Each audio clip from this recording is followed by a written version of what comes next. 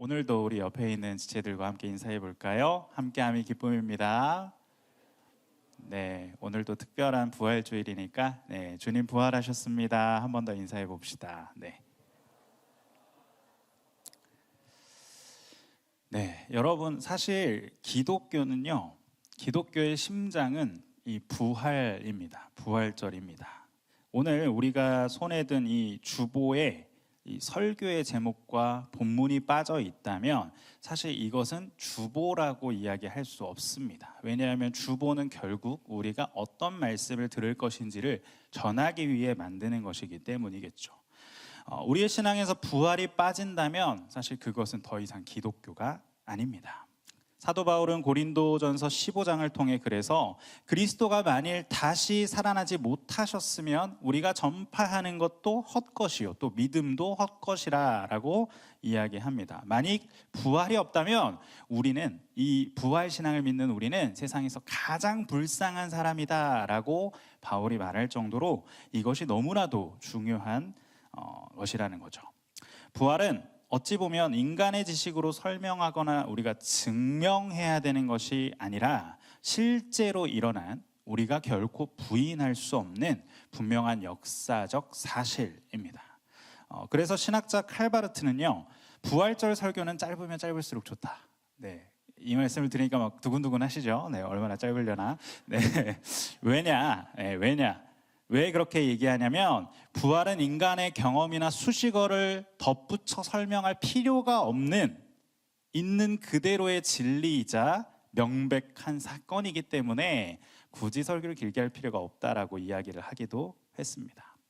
여러분, 그렇잖아요. 우리가 우리의 이성으로 이해가 되지 않는다고 해서 그것이 팩트가 아닌 건 아니죠. 이 역사적 사실을 증명하는 가장 강력한 증거는요, 예수님의 제자들이 보였던 반응입니다. 인간에게 여러분 자신의 생명보다 더 귀한 게 없잖아요. 그런데 제자들이 이 부활 신앙을 마주하고 또한 이 부활의 확신을 가지게 되었을 때 그들의 삶은 놀랍게 변화되었습니다. 아니, 이 복음, 예수님께서 부활하셨고 그분께서 우리의 구원자 되신다는 이 복음을 전하기 위해 자신들의 생명조차도 아낌없이 내어놓을 수 있었던 게 바로 이 부활 신앙입니다. 여러분, 거짓을 위해 여러분이 목숨을 버릴 일은 없잖아요. 그런데 베드로는 십자가에 거꾸로 매달려 죽고 빌립과 안드레 역시 십자가 위에서 생을 마감합니다.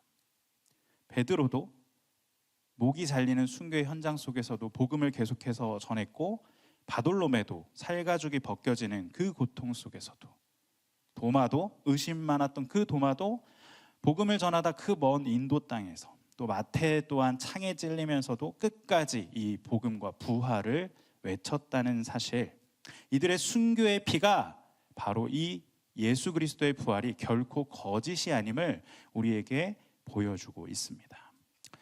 이 부활이라는 단어가 성경에서는 특별히 신약에서 헬라어로는 총 한 3가지로 쓰입니다. 명사형으로 보시면 아나스타시스라고 하는 명사형으로 부활이라고 쓰이고요, 부활하다, 일으켜지다라고 하는 에게이로 혹은 아니스테미라는 동사로도 이렇게 2가지 사용이 되는데요. 우리가 이 명사형 부활이라는 이 아나스타시스를 살펴보시면 앞에 아나라고 하는 게 다시, 어게인을 뜻하는 단어고, 이제 히스테미, 뒤에 있는 히스테미가 일어서다, 세움받다, 세워지다라는 것을 뜻해요. 그러니까 여러분, 그 2개를 합치면 뜻이 뭐죠? 다시 일어나다, 다시 세움받다라는 의미를 가지는 거예요.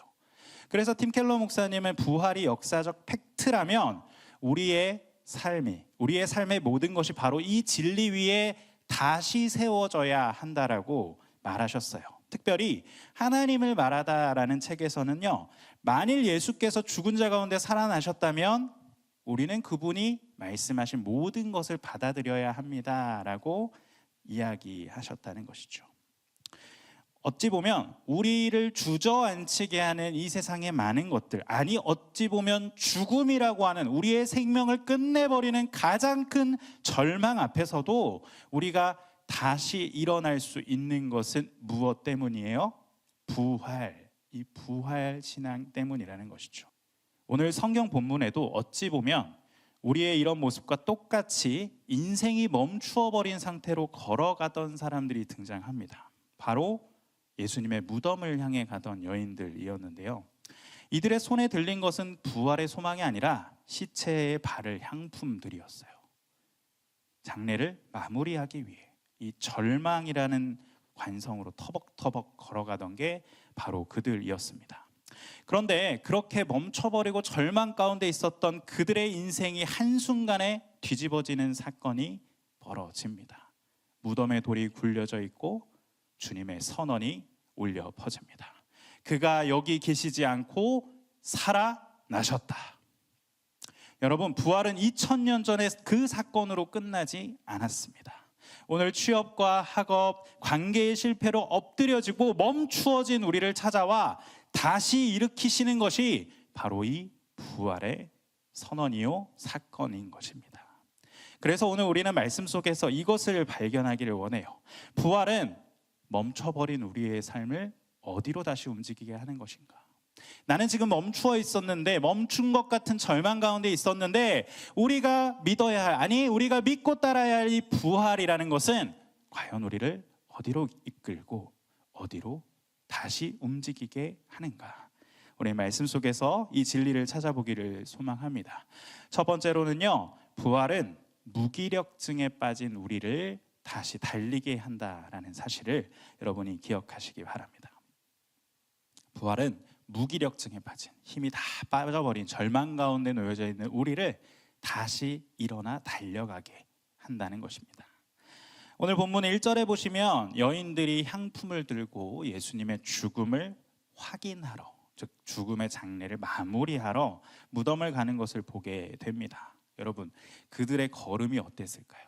그들이 그 무덤으로 가는 그 마음이 어땠을까요?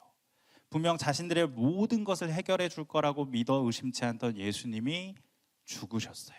즉 모든 소망이 다 사라져버린 것 같은 상황을 맞이하게 된 것이죠. 그런데 오늘 말씀 5절과 6절에서 그 예수님의 무덤 앞에 나타난 천사는 그들에게 어떻게 선언합니까? 너희는 무서워하지 말라. 그가 여기 계시지 않고 그가 말씀하신 대로 살아나셨느니라. 여기 누웠던 곳을 보라 라고 천사가 선포합니다. 어찌 보면 우리도 이 여인들과 같은 모습을 보일 때가 참 많잖아요.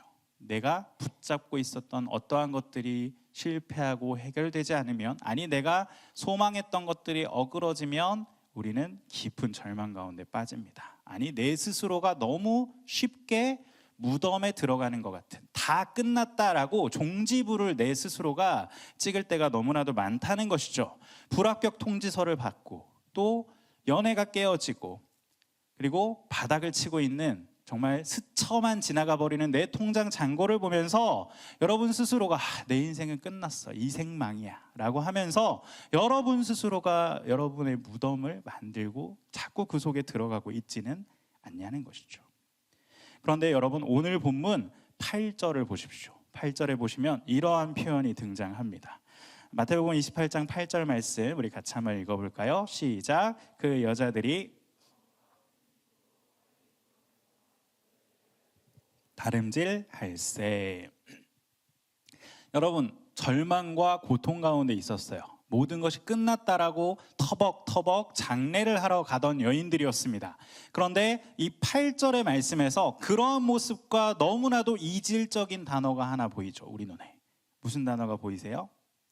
다름질할세. 여러분 절망 가운데 있는 사람이 막 뛰어가는 거 보셨나요? 막 뭔가 열심히 하시는 거 보셨어요? 아니죠. 열심히 해야 되는데도 뭐 끝났는데 뭐 어때? 막 하면서 굉장히 축축 처져 있잖아요. 근데 지금 이 8절에 보니까 이 여자들이 어떻게 해요? 다름질, 뛰어가고 있다는 것입니다. 조금 전까지만 해도 이 사람들은 초상집에 지금 시신 수습하러 왔던 사람들이었어요. 슬픔과 좌절 가운데, 무기력 가운데 짓눌려서 발걸음을 질질 끌고 오던 사람들이었다는 것이죠. 그런데 이 놀라운 부활의 소식을 그들이 듣자마자 어떻게 했다고요? 다시 다름질합니다. 다시 달리기 시작했다는 것이죠.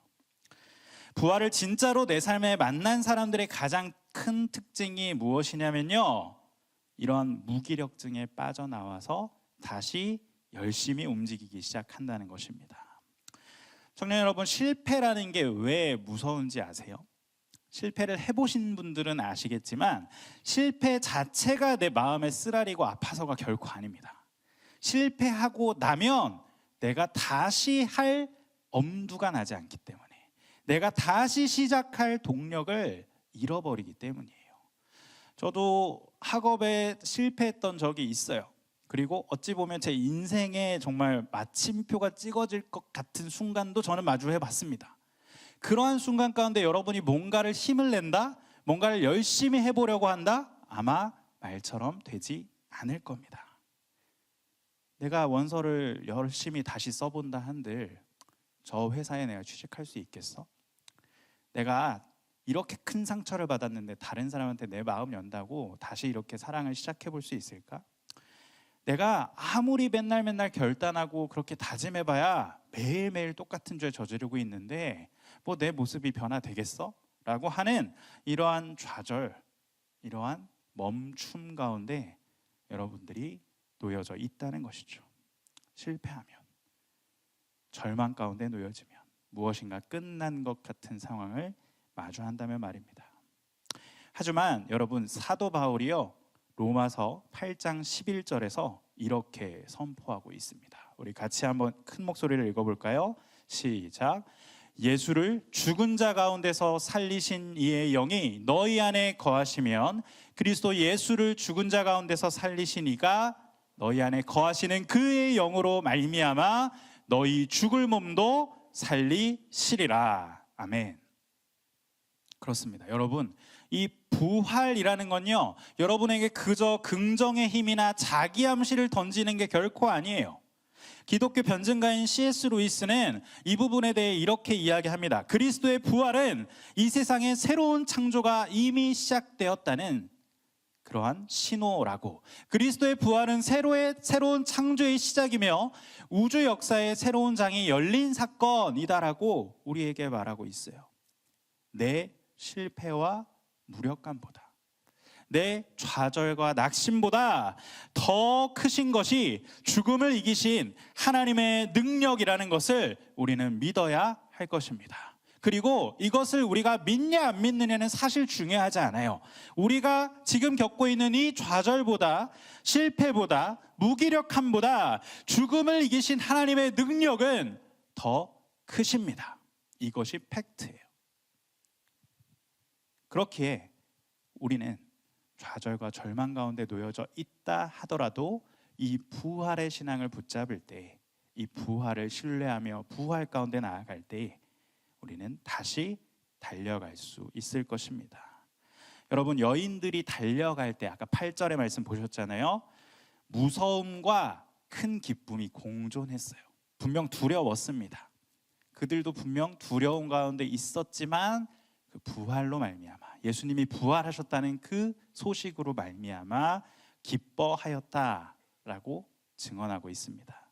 당장 내일 내 취업이 보장되지도 않았고 내 통장 잔고가 갑자기 막 채워지는 것도 아니기에, 그리고 뭔가 내가 관계를 새롭게 바로 시작할 수도 없기에 여전히 우리의 삶은, 여러분의 삶은 두려울 수 있을 것입니다. 그러나 부활의 소망이 이 두려움보다 크기에 우리는 이 두려움을 안고서라도 우리가 부활신앙을 붙잡는다면 다시 달려갈 수 있게 되는 것이죠.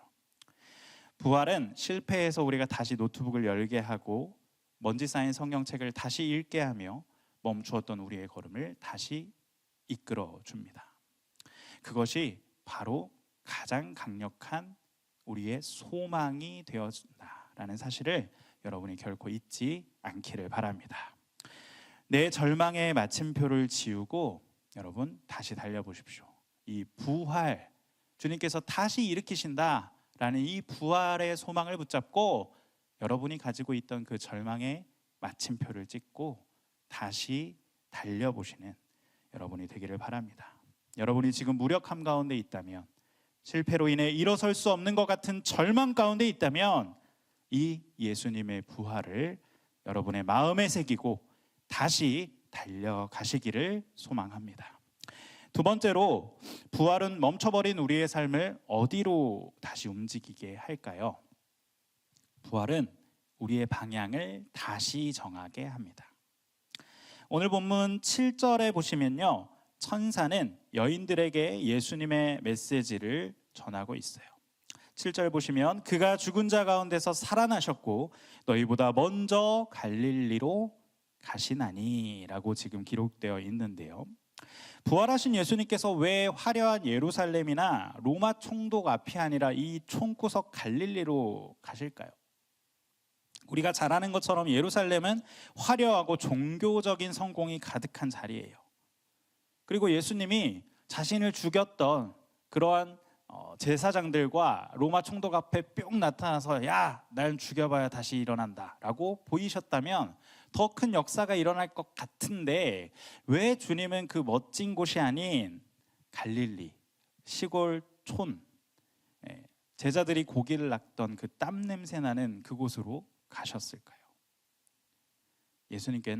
예수님께서는 그 갈릴리로 가셔야만 하는 이유가 있으셨어요.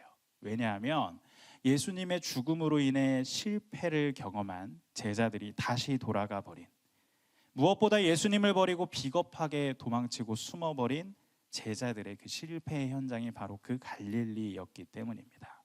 그래서 예수님께서는 갈릴리로 가셨고요, 병행문인 마가복음 16장 7절에 보시면 예수님께서 이 갈릴리로 가겠다라는 말씀을요, 실패의 대명사, 예수님의 수제자, 그러나 예수님을 부인했던 베드로에게라고 아주 글을 콕 집어서 지명하시며 갈릴리로 다시 가실 것을 말씀하십니다.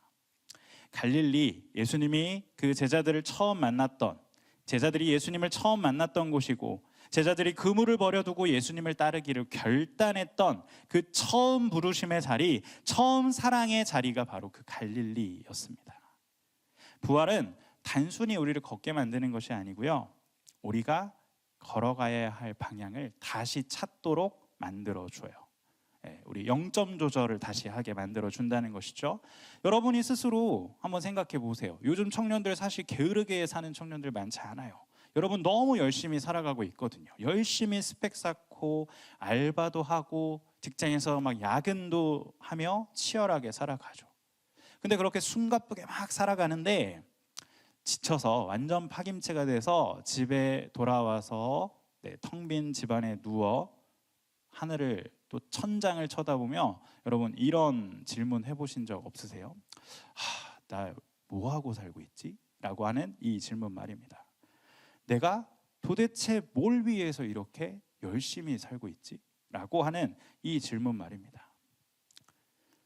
분명 나는 열심히 사는 것 같은데 우리의 삶의 방향이 지금 잘못되었다면 여러분의 마음속엔 끊임없이 이 질문들이 솟아나게 될 거예요.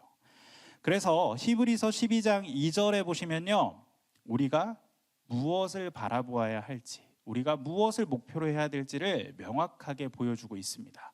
한번 같이 읽어볼까요? 시작. 믿음의 주요 또 온전하게 하시는 이인 예수를 바라보자.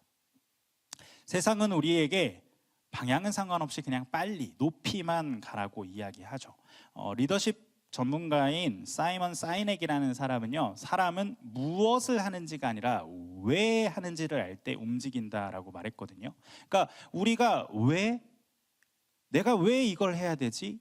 내가 지금 왜 이걸 하고 있지가 명확하지 않으면 사실 아무리 달려간들, 아무리 무언가에 몰두한다 한들 결국엔 이 벽 앞에 마주하게 된다는 거죠. 그런데 여러분의 삶 속에서 많은 청년들이 이 벽 앞에 마주하고 있는 청년들이 많다는 거예요. 내가 지금 어디로 가고 있지? 내가 왜 여기까지 왔는데 내가 왜 지금 이 고생을 하고 있는 거야? 라고 되뇌이는 청년들이 참 많다는 것이죠. 그럴 때 우리는 이 부활, 다시 일으키심을 바라보며 누구를? 예수님을 바라보아야 합니다. 이 예수님, 부활하신 예수님께서 멈춰선 그 제자들에게 무엇이라 말씀해 주셨어요? 갈릴리로 가라. 내가 너를 처음 구원했던 그 그리고 너희들이 나에게 처음 결단하며 나아왔던 그 첫사랑의 자리로 돌아오라라고 말씀하신다는 것이죠. 우리가 왜 이 일을 하고 왜 주님의 부르심 가운데 나아왔는지를 다시 찾아보고 다시 일어서라, 다시 그 사명을 바라보라라고 주님께서 부활을 통해 우리에게 선포하고 계신 거예요. 부활은 세상의 성공을 향해 미친 듯이 질주하며 어디로 가야 할지 모르던 우리의 방향을 하나님의 뜻을 향해 정확히 다시 돌려놓는 도구가 됩니다. 그래서 부활은 성공을 쫓던 우리의 시선을 다시 하나님께로 돌리게 만들어줘요. 내가 주님의 이 부활의 소망을 잊고 산다면 세상에 눈길이 가고 세상을 바라보는 시선 가운데 머무르게 되겠지만, 우리의 마음속에 이 부활의 소망을 품고 있을 때 우리의 시선은 다시 주님, 부활하셔서 우리에게 놀라운 새 생명을 주시고 우리를 사랑하여 주셨던, 우리를 사랑하여 우리의 모든 죄를 해결하여 주셨던 주님의 그 놀라운 첫사랑을 다시 바라보게 만들어 주신다는 것입니다. 우리가 놓치고 있었던 그 주님을 만났던 첫사랑, 그리고 그러한 사랑을 깨닫고 살아가려 했던 우리의 방향을 다시 보게 하는 것이 이 부활의 소망임을 잊지 않고, 성공을 위해 살던 우리가 이 부활을 기억하며 우리를 구원하여 주신 그 자리, 그곳에서 주님을 다시 바라볼 수 있게 되기를 소망합니다. 마지막으로 부활은 멈춰버린 우리의 삶을 어디로 인도할까요? 생존을 위해 살던 우리의 삶을 다시 하나님께로, 즉 사명의 자리로 돌려주신다는 것입니다. 여러분 9절의 말씀을 한번 보시면요, 이제 예수님이 직접 그 여인들을 만나세요. 그리고 무엇이라 말씀하시죠? 예수께서 그들을 만나 이르시되 평안하냐 하시거늘 이라고 기록되어 있는데, 여기에서 이 평안이라고 하는 이 단어는요, 원어로는 카이레테예요. 즉 기뻐하다라는 단어거든요. 사실 기뻐하다라는 의미가 더 크거든요. 왜 그들에게 만나서 자 너희가 기쁘냐라고 물어보셨을까요? 이어지는 10절에 보시면 이렇게 기록되어 있잖아요. 이에 예수께서 이르시되 무서워하지 말라, 가서 내 형제들에게 갈릴리로 가라 하라, 거기서 나를 보리라 하시니라 라고 이야기하죠. 즉 이들에게 무엇을 맡겨주세요? 이 부활의 기쁨을 전하는 메신저로 이들을 사용하십니다. 이들에게 이 부활의 소식을 전하는 사명을 맡겨주셨고, 이들이 이 사명을 품고 아까 우리가 보았듯 터벅터벅 걷던 그 패배자의 걸음, 절망의 걸음에서 그 소망의 소식을 전하기 위해 달려가는 다름질하는 사명자로 다시 변화된다는 것이죠. 이 여인들의 정체성이 너무나도 놀랍게 변화합니다. 새벽에 죽음을 애도하러 온 슬픔의 조문객이었던 그들이 이 본문이 끝날 때에는 예수님의 복음을 전하는, 예수님의 부활을 전하는 사명자로 바뀌었다는 것이죠. 여기서 우리가 기억해야 될 것은요, 여러분 당시의 여인들의 증언은 법적 효력이 없어요. 여인들이 뭔가를 말한다고 해서 그걸 믿어주는 세상이 아니었어요. 그런 시대가 아니었다고요. 그런데 예수님이 이 여인들에게 무엇을 맡기세요? 이 사명을, 이 소식을 전하는 사명을 맡겨주세요. 왜 그들을 이 여인들에게 그 사명을 맡겨주셨을까요? 하나님께서는 완벽한 사람, 뭔가를 갖춘 사람이 아니라 도리어 부족하고 연약해도 무엇을? 주님의 부활을 마주한 자, 주님의 부활을 믿고 그 가운데 기뻐하는 자를 자신의 사명으로 부르신다는 사실을 우리는 이곳에서 발견하게 되는 거예요. 절망의 돌무덤이 굴려지는 기적을 경험한 그들은요, 남들이 안 믿어줘도, 남들이 믿지 않는다 해도 주님의 그 부활의 소식을 외치지 않고는 견딜 수 없는 그러한 자로 변화되게 됩니다. 사명자로 변화되었다는 것이죠. 그래서 사도행전 20장 24절에서 바울도 그렇게 고백하잖아요. 내가 달려갈 길과 주 예수께 받은 사명, 하나님의 은혜의 복음을 증언하는 일을 마치려 하면은 무엇도 나의 생명조차 조금도 귀한 것으로 여기지 않노라 라고 그는 고백합니다. 그렇습니다. 팀 켈러 목사님은 부활을 입다라는 책에서 그래서 부활이 역사적 사실이라면 그것은 우리의 모든 것을 바꾼다라고 말합니다. 우리의 관계 방식, 돈과 권력에 대한 태도, 직업을 대하는 그 방식까지 전부가 바뀌게 될 거라고 분명히 말씀하고 계세요. 여러분, 우리가 이 사실을 발견했다면, 우리가 이 부활로 인해 다시 사명을 발견하였다면, 우리는 이제 더 이상 밥벌이, 그냥 내 먹고 사는 것 때문에 마지못해 직장에 나가고 마지못해 무언가를 하는 사람이 결코 아니라는 것입니다. 우리는 그러한 생존자가 아니에요. 그저 지금 버티고 있는 생존자가 아니라 우리는 부활의 소망을 품고 있는, 이 부활을 품고 살아가는 하나님의 사명자임을 여러분이 결코 잊지 마시기 바랍니다. 그래서 이 부활은요, 우리의 생존을 넘어 우리를 다시 사명자로 살아가게 한다. 부활은 생존을 넘어 다시 우리를 사명자로 살아가게 한다라는 이 사실을 여러분이 결코 놓치지 않았으면 좋겠습니다. 우리 부서, 내가 속한 부서, 내가 지금 마주하고 있는 고객들, 혹은 내 대학 동기들, 친구들, 내 가족들에게도 이 부활의 생명을 보여주는 사명자로서 여러분이 출근하고 등교하고 관계를 맺어 나아가는 거예요. 혹시라도 지금 내가 처한 상황이 너무 억울하고 답답하고 힘들다 할지라도 그 속에서도 주님께서는 우리에게 사명을 맡겨주십니다.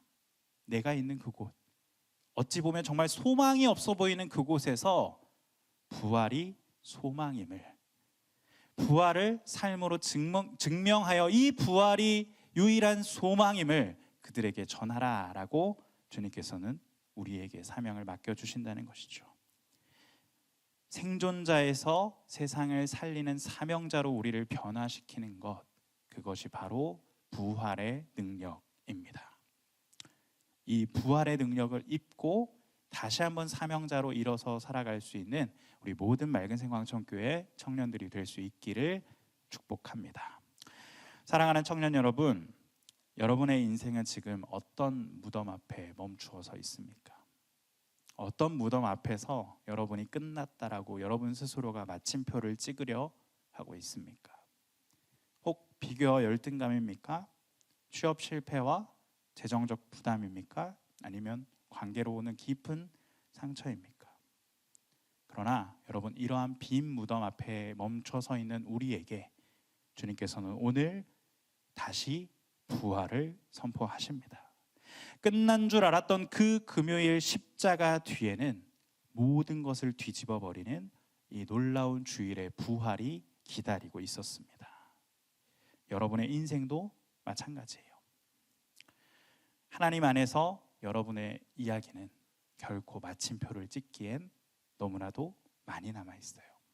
사랑하는 청년 여러분, 포기했던 자리가 있다면 다시 이 부활의 소망을 붙잡고 기도를 시작해 보십시오.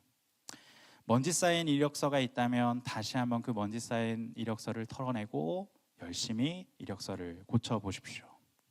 여러분이 예배의 자리가 무너졌다면, 관계들이 무너졌다면 그 관계를 다시 한번 일으켜 세우는 이 부활을 붙잡고 나아가 보십시오. 용서하지 못했던 관계들이 있다면 부활하신 그 주님을 붙잡고 그 사람을 향해 기도를 시작해 보십시오.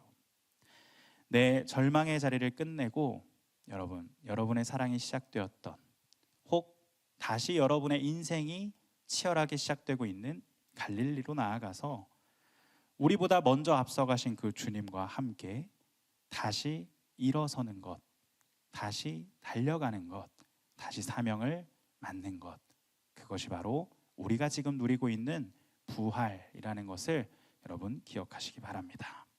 예수님을 살리신 그 부활의 능력이 성령을 통해 오늘 저와 여러분의 멈춰버린 삶 속에 일상에 동일하게 역사할 줄 믿습니다.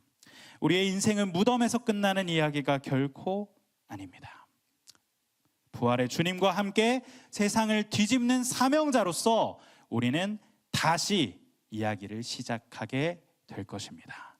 이 부활의 역사적인 생명력이, 이 부활의 역사적 능력이 이번 한 주 그리고 여러분의 삶 속에서 강력하게 임하여서 우리 맑은 생광천교회 청년 여러분 모두가 부활의 능력으로 다시 일어설 수 있는, 부활할 수 있는 그러한 청년들이 될 수 있기를 주님의 이름으로 축복을 드립니다.